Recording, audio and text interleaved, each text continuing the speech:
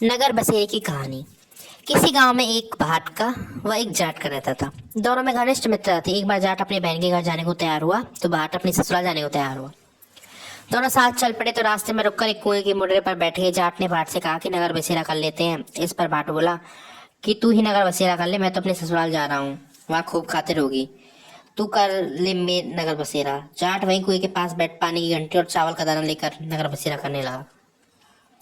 नगर बसेरा करने के साथ जाट कहने लगा कि नगर बसेरा जो करें सो मल धोबे पाँव, ताता माना तापसी देगा मेरी माँ, माँ देगी मावसी, देगी द्वारका का वास, मीठा मीठा घास वृंदावन का वास, पांच कुल्टी छठी रास, मेरा जेवड़ा श्री कृष्ण के पास, डालू पानी हो जाएगी झट से निकल जाए मेरा जी। यह सब कर कर आके वह जाट बहन के पास चल पड़ा। जाट की बहन ने भाई के आने पर उसकी खातिर की, घी बूरा के साथ भाई को जमाया। दोनों ने बैठकर ढेर सारी बात की। इधर भाट अपने ससुराल पहुंचा तो वहां आग लगी हुई थी। आग बुझाने वह भी लग गया, जिससे हाथ मुंह भी काले हो गए, खुद भी थोड़ा झुलस गया। ना रोटी ना पानी के लिए किसी ने पूछा। एक पड़ोसी आई तो उसने भाट की सास को कहा कि जमाई आया है, जरा उसकी आभगत कर लो। बुढ़िया बोली सब कुछ तो जल गया है, अब कहाँ से आभगत करूं। तब पड़ोसी ने भाट को एक रोटी और छाछ दी। उसने कहीं वही खाकर गुजारा किया।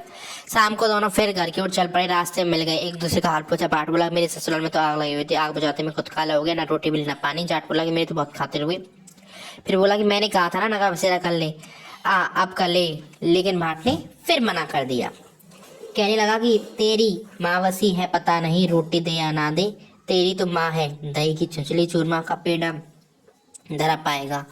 भाट ने फिर नगर बसेरा नहीं किया, जाट ने कर लिया। नगर बसेरा जो करे जो मल धोवे पाँव, ताता माड़ा तापसी देगी मेरी माँ, माँ देवे मावसी, देवी द्वारका का वास, मीठा मीठा घास वृंदावन का वास, पांच उल्टी छठी रास, मेरा जबड़ा श्री कृष्ण के पास, डालू पानी हो जाएगी झट से निकल जाए मेरा जी, करके वह चल पड़ा।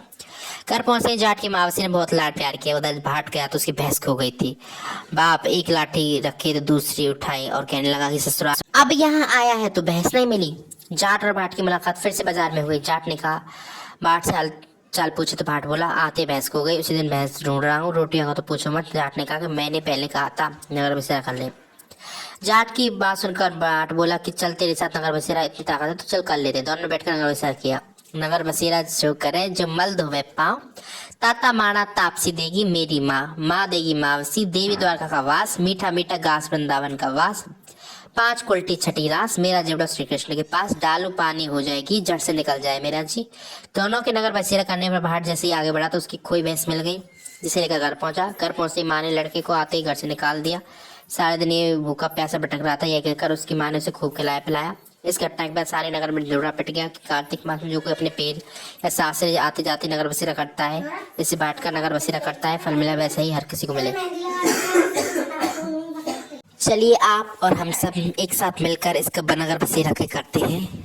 नगर बसेरा जो करे जो मल धोवे पाँव, ताता माड़ा तापसी देगी मेरी माँ, माँ देगी मावसी, देगी द्वारका का वास, मीठा मीठा घास वृंदावन का वास, पांच उल्टी छठी सास, मेरा जबड़ा श्री कृष्ण के पास, डालू पानी हो जाएगी झट से निकल जाए मेरा जी। इस तरह नगर बसेरा करें, आपको भी फायदा होगा। इसी प्रकार की वीडियोस के लिए हमारे चैनल को सब्सक्राइब कर ले, वीडियो को लाइक कर दे। मिलते हैं आपसे नेक्स्ट वीडियो में। जब तक के लिए जय श्री श्याम, राधे राधे, जय श्री राम।